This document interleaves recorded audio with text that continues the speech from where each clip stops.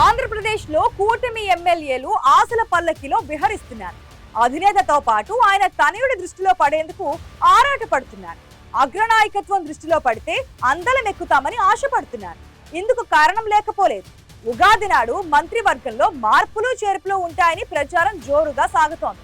యువనేత కరుణిస్తే తమకు బెర్త్ దొరికినట్లేనని కూటమి ఎమ్మెల్యేలు అన్ని ప్రయత్నాలు చేస్తున్నారు.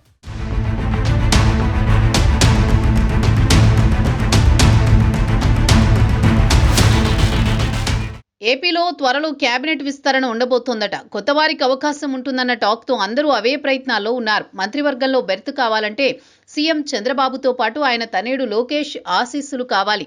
అందుకే చిన్నబాబు టీం ముద్ర వేయించుకునేందుకు ఏపీలో అధికార పార్టీ ఎమ్మెల్యేలు ఆరాట పడుతున్నారు.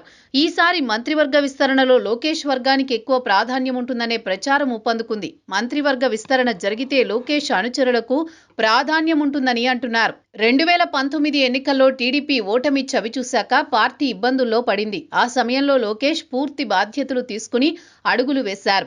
అప్పట్లో అధికారంలో ఉన్న వైసీపీ అడుగడుగునా ఇబ్బంది పెట్టినా వెనకడుగు వేయకుండా ముందుకెళ్లారు. యువగళం పేరుతో పాదయాత్ర చేపట్టి టీడీపీ శ్రేణుల్లో ఉత్సాహాన్ని నింపారు. చంద్రబాబును అరెస్ట్ చేసినప్పుడు పార్టీని ధైర్యంగా నడిపారు. వైసీపీ ప్రభుత్వంపై ఒంటరిగా పోరాటం చేశారు. జనసేన అధినేత పవన్ కళ్యాణ్తో కలిసి వైసీపీ ప్రభుత్వంపై సమరభేరి మోగించారు. 2024 ఎన్నికల్లో తనకు అండగా నిలిచిన వారికి టిక్కెట్లు ఇప్పించుకుని గెలిపించుకున్నారు. కేబినెట్ కూర్పులో లోకేష్ తనదైన ముద్ర వేశారు. ఇప్పుడు మంత్రివర్గ విస్తరణ జరుగుతుందనే టాక్తో లోకేష్ వర్గం మరింత చురుకుగా మారింది. ఈసారి లోకేష్ ఆశీస్సులున్న వారికే కేబినెట్ బెర్తులు ఖాయమని చాలా మంది అంటున్నారు.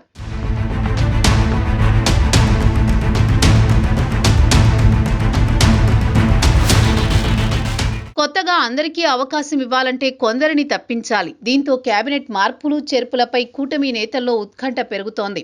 ఇప్పటికే లోకేష్ దృష్టిలో 3-4 ఉన్నట్లు ప్రచారం జరుగుతోంది. అయితే మంత్రి పదవులు ఆశించేవారు చాలా మందే ఉన్నారు. ముఖ్యంగా ఓ డజను మంది టీడీపీ యువ ఎమ్మెల్యేలు లోకేష్కి టచ్లో ఉన్నట్టు చెబుతున్నారు. మంత్రివర్గంలో పనితీరు బాలేని కొందరికి ఉద్వాసన చెబుతారనే చర్చ కూడా నడుస్తోంది. మార్పులు చేర్పులతో ఎలాంటి సమస్యలు తలెత్తకుండా లోకేష్ అంతర్గత సమావేశాలు నిర్వహిస్తున్నట్టు సమాచారం.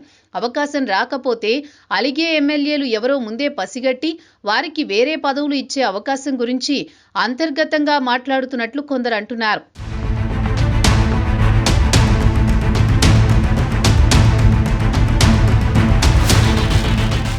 మంత్రివర్గంలో మార్పులు జరిగితే ఈసారి లోకేష్ ముద్ర ఖచ్చితంగా ఉంటుందని అంతా నమ్ముతున్నారు. చంద్రబాబు మున్ముందు తనయుడికి కీలక బాధ్యతలు అప్పగించే ఆలోచనలో ఉన్నారని, దానికి అవసరమైన గ్రౌండ్ ప్రిపరేషన్లో భాగమే మంత్రివర్గంలో మార్పులని కొందరు చెబుతున్నారు.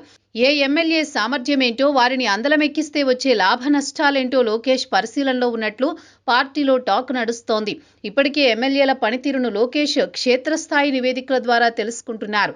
పార్టీకి జవాబుదారీగా ఉంటూ నమ్మకంగా పనిచేసే వారికే లోకేష్ అవకాశం ఇస్తారని పార్టీ నేతలంటున్నారు.